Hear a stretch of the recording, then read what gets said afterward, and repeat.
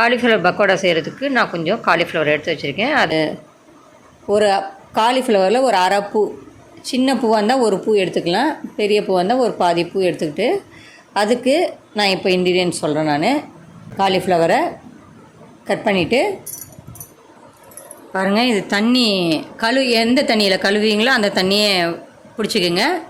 அந்த தண்ணியை பிடிச்சிட்டு அதில் 1 டீஸ்பூன் மஞ்சள்தூள் போடுங்க.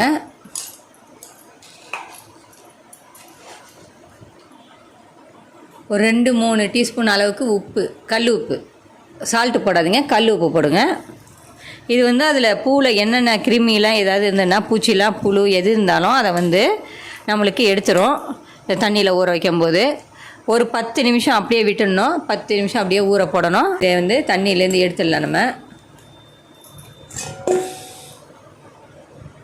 அப்படியே உதறிட்டு இப்படி பண்ணிவிட்டு எடுங்க. அதில் இருக்க பூச்சியெல்லாம் விழுந்துடும்.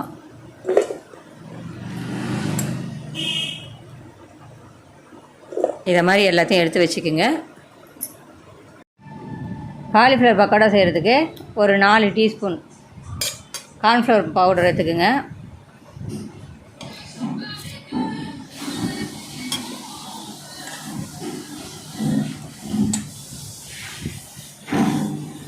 ஒரு 2 டீஸ்பூன் மைதா மாவு,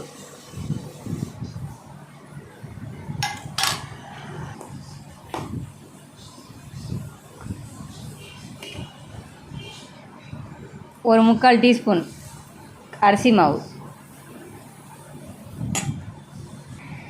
ஒரு அரை டீஸ்பூன் கரம் மசாலா பொடி, ஒரு 1/4 டீஸ்பூன் சோம்பு பொடி, மிளகாத்தூள் ஒரு அரை டீஸ்பூன்.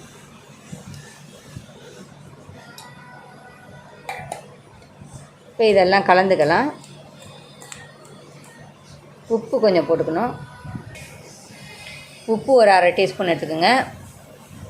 இஞ்சி பூண்டு பேஸ்ட்டு ஒரு அரை டீஸ்பூன் எடுத்துக்கோங்க. எல்லாத்தையும் கலந்துக்குங்க.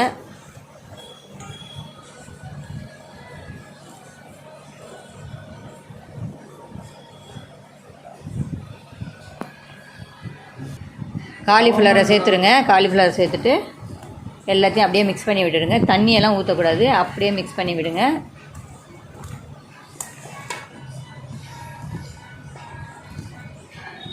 தண்ணி ஊற்றாமல் அப்படியே மிக்ஸ் பண்ணுங்கள். ஒரு 10 நிமிஷம் வச்சோன்னே நம்மளுக்கு அதுவே கொஞ்சம் தண்ணி விட்டுரும். அந்த பொடியெல்லாம் நல்லா ஒட்டிக்கும். அப்புறம் நம்ம பொரிக்கலாம். அதுக்கு மேலே தண்ணி தேவைப்பட்டால் லைட்டாக தெளிச்சிக்கலாம். இப்போ நம்ம ஊற வைக்கும்போது, இப்போ கலந்து வைக்கும்போது நம்ம தண்ணி தெளிக்கக்கூடாது, அப்படியே வைக்கணும். இதை நல்லா பிசைஞ்சு விட்டுருங்க. பாருங்கள், நல்லா கலந்து விட்டுட்டேன். இதை ஒரு 10 நிமிஷம் அப்படியே வச்சிடலாம். பாருங்கள், என்ன எப்படி 1/2 மணி நேரம் ஆயிடுச்சு. எல்லாம் ஒட்டினப்பில் இருக்குது பாருங்கள். இப்படியே எடுத்து நம்ம போட வேண்டியதுதான். நம்ம இதுக்கு மேலே தண்ணி தெளித்தோன்னா அப்படியே கட்டியும் முட்டியும் ஆகிடும். அதோடு இல்லாமல் சாப்பிடும்போது ஒரு கிறிஸ்பியாகவே இருக்காது.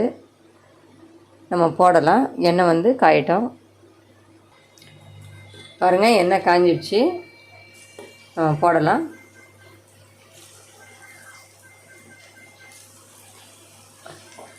தனித்தனியாக ஒன்று ஒன்றா வருது பாருங்கள். இந்த மாதிரி இருக்கணும்.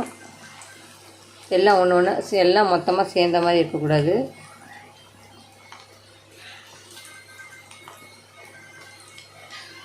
இதில் நான் கலர் எதுவும் மிக்ஸ் பண்ணலை, அதனால் அந்த சகப்பு கலரில் வராது, கொஞ்சம் ஆரஞ்சு கலரில் தான் வரும்.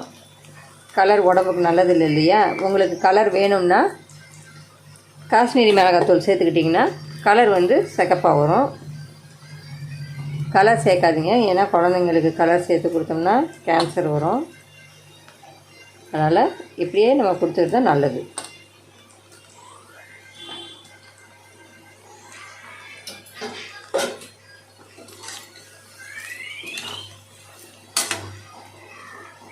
ஒரு 2 நிமிஷம் வெந்தோன்னே நல்லா செவந்து வரணும். செவந்து வந்தோன்னே நம்ம எடுக்கலாம்.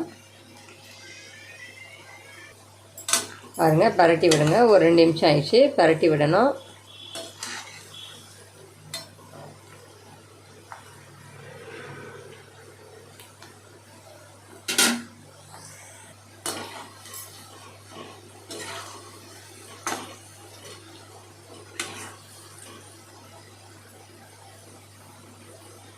இன்னும் 2 நிமிஷத்தில் எடுத்துடலாம். நம்ம வெந்துடுச்சு பாருங்கள். இன்னும் கொஞ்சம் தான் வேகணும்.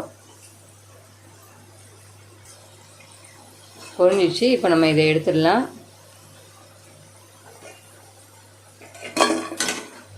பாருங்கள் எவ்வளோ கிறிஸ்பியாக சவுண்டு வருது பார்த்தீங்களா எடுக்கும்போது.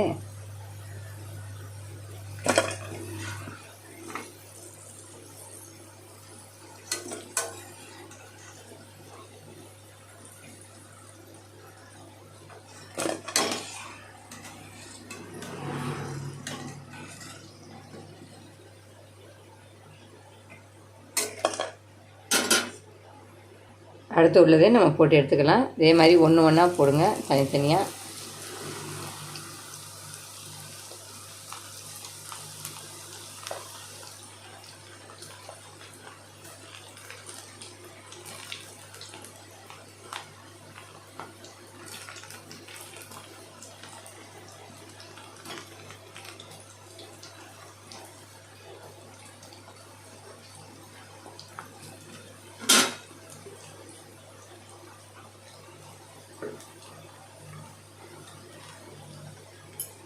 நல்லா பொரிஞ்சோன்னே எடுக்கலாம். நம்மளோட சுவையான காலிஃப்ளவர் பக்கோடா ரெடி ஆகிடுச்சு. பாருங்கள் எவ்வளோ மொறு மொறுன்னு நல்லா வந்திருக்கு. இதே மாதிரி நீங்களும் செஞ்சு பாருங்கள், ரொம்ப டேஸ்ட்டாக இருக்கும். இந்த வீடியோ உங்களுக்கு பிடிச்சிருந்தா லைக் பண்ணுங்கள், ஷேர் பண்ணுங்கள், சப்ஸ்கிரைப் பண்ணுங்கள். நீங்கள் எத்தனை லைக் கொடுக்குறீங்களோ அவ்வளோக்கு அவ்வளோ ஷேர் ஆகும். அதனால் லைக் பண்ணிவிட்டு பாருங்கள். நன்றி, வணக்கம்.